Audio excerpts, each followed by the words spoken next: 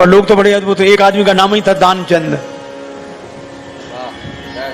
दानचंद लोगों ने व्यंग में नाम रख दिया, कभी दान ना करे। दिया ही नहीं उसने, जीवन भर दान नहीं दिया। वहां से गंगा जी 12 किलोमीटर दूर थी, कभी गंगा जी नहाने नहीं गया, दान देना पड़ेगा। था खूब, देने के दिन तो थे, देने का दिल नहीं था। कुछ लोग होते हैं जिनके पास देने का दिन होता है पर देने के दिल नहीं होता, और जिन बेचारों के दिल होता है उनके देने के दिन नहीं होते। उसके पास खूब, पर दान ना करे। पत्नी ने कहा कुछ क्या करो, क्या करना, सब ठीक है, बढ़िया है। तो दान, अरे दुनिया कर रही दान, क्या अपने लिए बैठे हैं। एक दिन पत्नी ने कहा कि तुमने कुछ नहीं किया, गंगा जी नहाए आओ। पत्नी बार बार कहती, फिर बुढ़ापा बोले अच्छा आज जाते हैं, अधेड़ उम्र, लेकिन पैसा खर्च ना हो जाए। पैदल पैदल गया 12 किलोमीटर दूर गंगा जी, पैदल पैदल पैदल। और जब गंगा जी किनारे पहुंचा तो उसको लगा कि घाट पे जाएंगे तो पंडा दान मांगेंगे, इसलिए मुर्दा घाट पे गया, कोई मिले ही नहीं। मुर्दा घाट बिल्कुल खाली, इधर उधर देखा, कहीं कोई नहीं, अकेले ही। सो कपड़े उतारे कि जल्दी से डुबकी लगाएं। एक गमछा लपेट कर गया, गंगा जी में डुबकी लगाई। और भगवान को लगी हंसी कि ऐसा विचित्र भक्त नहीं देखा, जिंदगी में कभी दान नहीं किया। और आज आया तो मुर्दा घाट पे, तो भगवान को कौतुक सूझा। सो भगवान ने एक ही काम किया, जैसे ही डुबकी लगा के दानचंद बाहर निकले, भगवान पंडा के रूप में वहीं प्रकट, यजमान की जय हो। और दानचंद ने जो देखा कांप गया। बोले हद हो गई, यहां भी आ गए, यहां भी। भगवान ने कहा कि हम संतोषी ब्राह्मण हैं, इसलिए एकांत में यहीं पड़े रहते हैं, हम वहां नहीं जाते जहां और पढ़ने रहते, फिर यहीं। और तुम्हारे जैसा एक एक यजमान ऐसा आ जाता है जो साल साल भर का इंतजाम कर देता है। तो तुम भले आ गए, 1 वर्ष का इंतजाम कम से कम। कांप गया, बोले हम नहीं कर सकते, हम नहीं कर सकते, नहीं करेंगे। भगवान बोले तो दान तो श्रद्धा के ऊपर होता है, जितना करो। 6 महीना नहीं, नहीं महीने नहीं, हम 1 दिन का भी नहीं कर सकते। महात्मा के रूप में भगवान बोले, पंडा के रूप में कहने लगे, अब करना तो पड़ेगा, नहीं हम निकलने नहीं देंगे जल से बाहर, चाहे जितना करो, करना है। सो बोला उधार करेंगे। भगवान बोले मंजूर। 1 धेला उधार किया, 1 धेला। भगवान ने संकल्प ले लिया। बड़ा खुश हुआ कि पंडा को कह के 1 धेला पे कौन आता है, बेचारा पैदल 12 किलोमीटर गया, फिर लौट कर आया, थक गया था, शाम हो गई थी, अब सोया।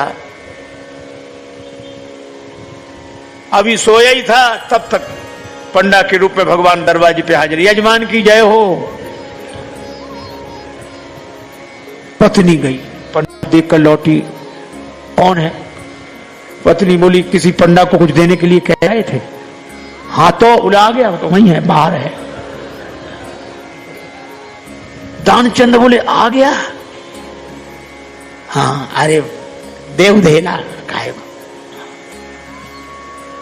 बोला बोला मुझको एक काम करो, क्या? पत्नी से बोला जाके कह दो कि वो बीमार हैं, 2-4 दिन बाद आना। सो पत्नी रुआसी सी होकर बोली कि वो बीमार है, तबीयत खराब है उनकी, आज गए, दिन भर थक गए, बीमार हैं, अब आप बाद में आना। भगवान बोले दान मिले न मिले, पर वो हमारे यजमान हैं, यजमान बीमार और पंडा चला जाए, और जब तक स्वस्थ नहीं हो जाते हम यहीं रहेंगे, तो हमारा इंतजाम कर दो। वहीं टिक्कर बनाएंगे, प्रसाद बनाएंगे, पाएंगे, खाने पीने का इंतजाम, सामान।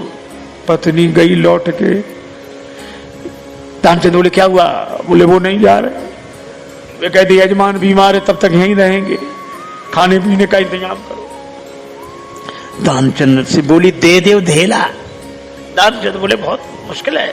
अच्छा एक काम करो, उसको पुराना अभ्यास था योग का, तो सांस रोक के रह गया। पत्नी से बोला कह दो मर गए। महाराज सांस रोके पड़ा। पत्नी गई तो पत्नी ने रोकर कहा चले गए, मर गए,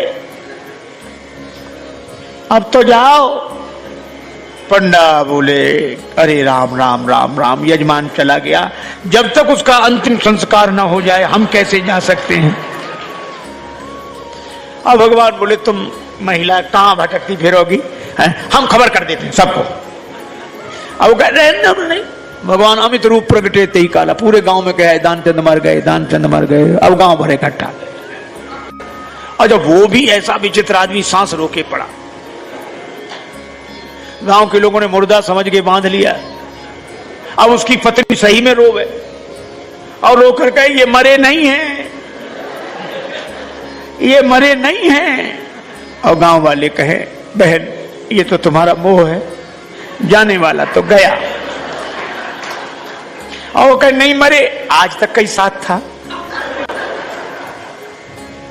इसलिए धीरज रखो धीरज। अब वो कहे काहे का धीरज, नहीं मरे ये। अब गांव वालों ने बांध लिया, बेचारी रोती रह गई। और वो भी ऐसा विचित्र आदमी सांस न छोड़े, ठठरी पे रख लिया। गांव वाले चले और भगवान पीछे पीछे पंडा बने। पर भगवान ने कहा कि हद हो गई, हम कहीं नहीं हारे पर आज तो हम भी हार गए।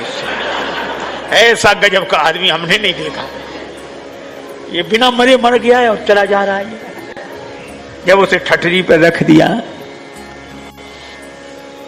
भगवान बोले अब अग्नि लगनी बाकी है, एक काम करो, क्या यजमान था इसके कान में हम मंत्र बोलेंगे, ठीक है।